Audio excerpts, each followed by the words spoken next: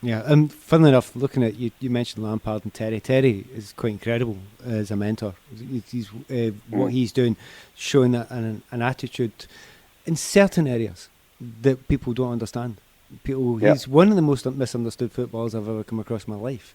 If you watch him with fans, if you watch him at any get together when he's with everyone, he has got one of the most incredible personalities I've ever met in a game. Now, considering my politics, my background, what I've worked in, you do not expect to hear that from me.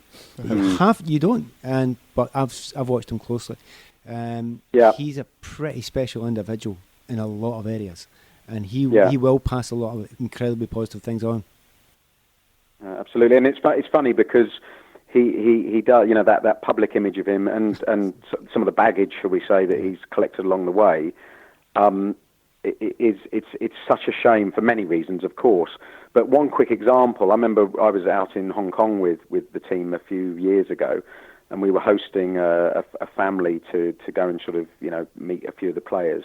And the daughter of this family was probably about 8.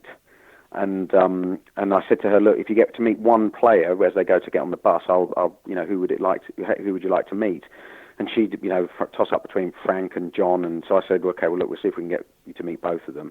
Anyway, John came out and I introduced them. And then as he was just about to go, he paused, opened his wash bag, and he had his captain's armband from this pre-season friendly.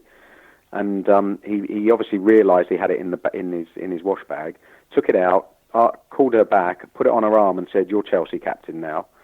And that was there are no cameras around, there's no publicity, but it was just a wonderfully thoughtful gesture. And that girl, I mean, that would have made her life. Yeah. She'll never forget that. I've actually seen him do that more than I've seen any other professional football in my life. Yeah. That sort of thing is absolutely him, and he does it when no one's watching all the time. I watched him surreptitiously quite a few times.